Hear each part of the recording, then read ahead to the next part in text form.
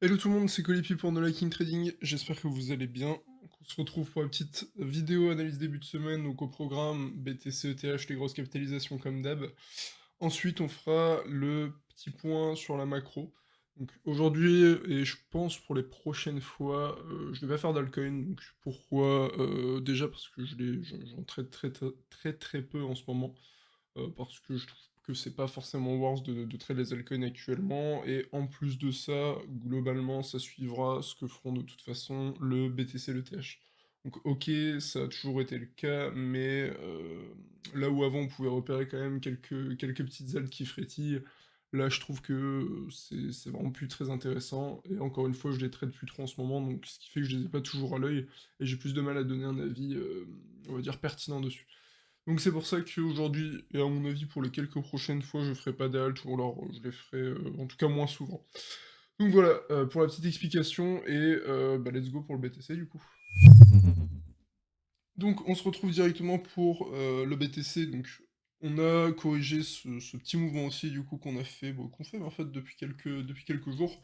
On est en train de le corriger progressivement, donc pour le moment, donc je vois pas mal de gens être bearish, je parlais déjà de réintégration. Pour moi, donc s'il y a réintégration, effectivement ça serait très mauvais, ok, mais pour moi pour le moment on n'a absolument pas franchi le seuil de réintégration. C'est-à-dire que là on a pour le moment un très bon pullback. Donc un pullback tout à fait logique, et surtout, donc, on a plusieurs confluences intéressantes, donc on re-rentre sur ce niveau des 21 000, enfin des 22 000 plutôt. Donc vous voyez ici on a quand même un high volume node, un des plus importants, donc c'est pour le moment ce niveau qui a parfaitement réagi, donc vous voyez le HVN ici, et pour l'instant il est intact. En plus de ça, on a du coup ces moyennes mobiles court terme, donc je rappelle, ces moyennes mobiles court terme, elles ont été respectées depuis un moment maintenant, parce qu'elles ont cédé du coup en avril 2022, donc pour être précis, le 6 avril 2022, et elles ont été respectées, donc c'est symbolisé ici par les cercles rouges que vous voyez, donc là on est passé brièvement au-dessus, mais elles ont été globalement respectées depuis avril, donc depuis quelques mois, et pour le moment on est repassé au-dessus. Il faut maintenant espérer qu'elle tienne, donc évidemment dans l'optique où on est haussier. En tout cas, pour l'instant, à titre perso, je vois rien de foncièrement baissier, donc d'un point de vue un peu plus général, ça doit pas vous empêcher de prendre des shorts en intraday, ça change rien.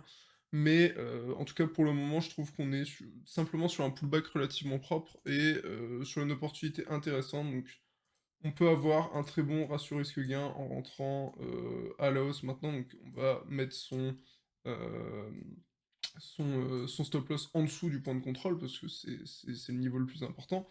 Et vous voyez, juste si on va chercher en fait un sommet encore plus haut que le précédent, on est sur un ratio risque-gain de 2, donc enfin 1,99, ok. Ce qui est bah, en fait totalement convaincant. Donc là en plus, c'est vraiment pas un stop loss serré, je le mets pas juste en dessous du point of control, je le mets bien en dessous du point of control pour dire d'être bien large. On peut très vite monter à 2,30 de ratio risque-gain. Donc ça en fait un trade tout à fait convaincant, et qui est pas non plus totalement improbable. Maintenant, hop, il faut du coup encore une fois absolument que ce niveau tienne. Donc pourquoi c'est ce niveau qui doit tenir? Sinon, ce sera en fait une réintégration. Donc il me semble que j'avais fait donc, sur Coinbase. Donc vous voyez, c'est exactement en fait ce qui s'est passé toutes les dernières fois. Donc c'est-à-dire que on fait une résistance. Là, on fait une résistance, on passe au-dessus brièvement, on réintègre, et grosse jambe baissière. Donc c'est ce qui s'est passé de toute façon. Je vais enlever mes moyennes mobiles pour que ce soit plus clair, mais vous voyez, à chaque fois, on fait une résistance, on passe brièvement au-dessus, et grosse jambe baissière. Donc c'est pour ça que ce qu'on veut absolument pas voir, ça serait une réintégration. Donc là, j'ai matérialisé cette résistance de ce trait noir. On a du coup une parfaite confluence là entre ce niveau horizontal et ces moyennes mobiles. Donc c'est pour ça que, à mon sens, donc je vais reprendre du coup mon graphique plus traditionnel, on a en fait un excellent niveau pour essayer de rentrer un achat, à savoir, on en reparlera de toute façon dans le point macro, mais on va avoir des earnings de grosses boîtes tech aux USA, donc notamment Microsoft, Apple, et en plus de ça, on va avoir le FOMC du coup ce mercredi, donc Fed qui va parler un petit peu des taux, de la suite. On en reparlera après, mais ça va induire de la volatilité sur les marchés, et ça risque aussi de faire qu'il y ait une volatilité assez faible en ce début de semaine. Donc de lundi à mercredi, dans l'attente du FOMC, dans l'attente des annonces de résultats, peut-être que, et même sûrement, les intervenants seront en attente de ce qui se passe un petit peu sur les marchés traditionnels. Donc si, on vient du coup à réussir à franchir à nouveau, ce sommet, pardon. Encore une fois, très faible volume ici, donc une accélération vraiment possible. On a du coup cette moyenne mobile qui est observée par beaucoup, beaucoup d'intervenants. Elle se trouve actuellement sur les 28 000 $ et elle devrait continuer sa descente. Elle sera vraiment à surveiller parce que la moyenne mobile, donc ça la verte, c'est la moyenne mobile 100 et pour le coup elle est vraiment observée par beaucoup d'intervenants. C'est pas une résistance en tant que telle, hein, les résistances pour moi, ce que je vous répète assez souvent, c'est que c'est le volume. Donc là on a une confluence de résistance visible par le prix. Donc c'est-à-dire que visible par le prix, on voit bien ici qu'on a ralenti sur ce niveau des 22 000 à 2 reprises. Et en même temps, du coup, ça va être un support en termes de volume parce que c'est un HVN, en fait, assez simplement. Donc voilà, par contre, encore une fois, donc comme je vous ai dit, on peut, avoir une excellente opportunité longue, mais ça peut du coup, donc là, on va imaginer ce serait ça l'opportunité longue. OK, donc hop, hop, hop, je vais le mettre en tout petit. Ça serait ça, OK, OK. Par contre, ça serait de même en termes d'opportunités short. Donc si on vient réintégrer, pour moi, une réintégration, ce serait évidemment super mauvais. Donc encore une fois, je vais pas ressortir le graphique, mais vous voyez bien que ces derniers mois, à chaque fois qu'on a réintégré, ça s'est mal terminé. Et pour moi, du coup, on aurait une très très belle occasion de prendre du point de contrôle. Hop.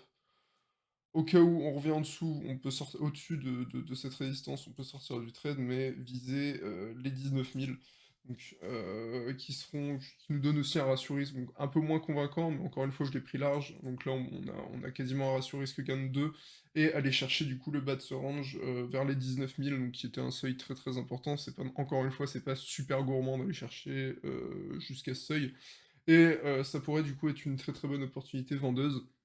Donc à voir, encore une fois, je l'ai déjà répété, mais short, c'est pas aussi facile que long, le marché. Et on voudrait du coup voir, pour essayer de chercher une entrée vendeuse, pour ma part, ça serait vraiment perdre ce point de contrôle, perdre ses moyennes mobiles, et là, pour le coup, on aurait une belle confluence du fait que les acheteurs ne sont vraiment pas assez présents pour pusher le Bitcoin encore plus haut. Donc voilà, globalement, je pense que j'ai à peu près raconté tout ce qu'il fallait sur le BTC. On va maintenant passer à ETH.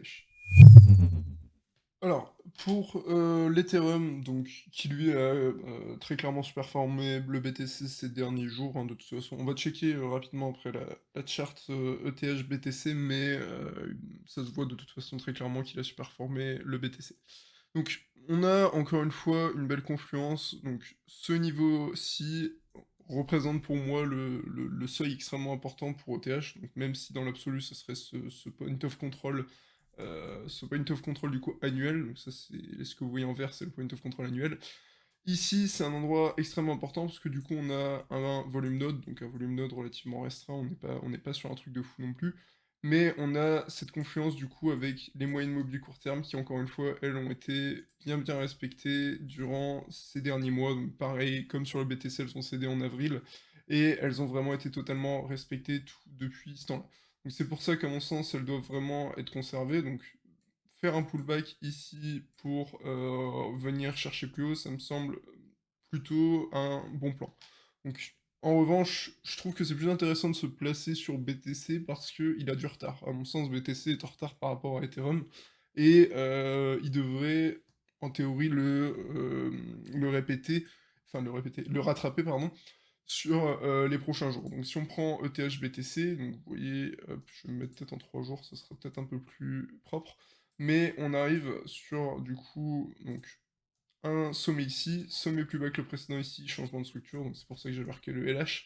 Et si on veut du coup conserver cette structure baissière moyen terme ou long terme, donc là je suis en 3D donc c'est quand même moyen terme, il faut du coup qu'on continue de marquer un sommet plus bas que le précédent.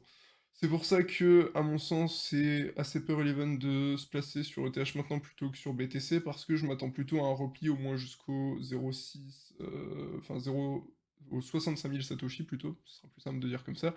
65 000 Satoshi qui sont un niveau important, parce que vous voyez, on a travaillé ici, on a travaillé ici, on a travaillé ici, on a travaillé ici.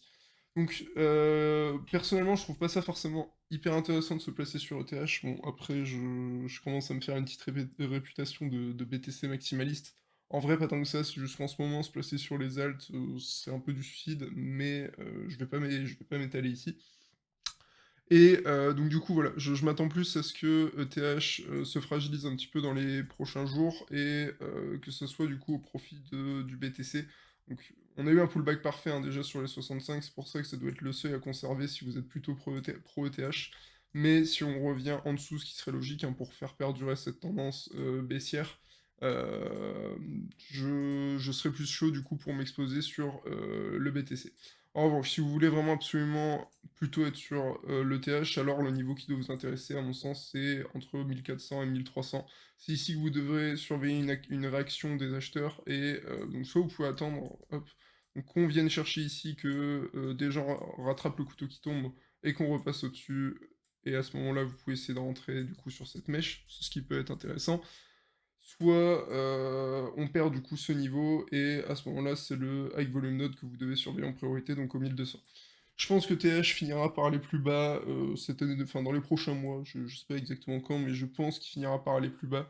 Tant que de toute façon la macroéconomie ne s'améliore pas, ça va être difficile pour eux de vraiment voir loin. Voilà, je pense que j'ai à peu près fait le tour pour OTH, donc on va passer rapidement sur la macro, il y a quand même quelques trucs à dire. Donc concernant la macro, on va commencer directement par du coup un point, hop, sur le SP500. Donc attendez, je check un petit peu pour avoir... Ouais, voilà, c'est ça. Donc je prends les news un petit peu, donc je vous recommande de suivre Tier10K sur Twitter pour avoir les news de manière très très fiable. Donc cette semaine, on aura mardi les résultats de Microsoft et de Google, donc demain. Ensuite, mercredi, on aura du coup ce qui est décision autour de la Fed, donc les taux notamment. On estime pour l'instant, enfin Wall Street estime du coup une hausse de 75 BP, pardon, donc suivi par la conférence de Powell, et suivi par les revenus, enfin les earnings du coup de Meta slash Facebook. Donc ça va être une grosse journée ce mercredi.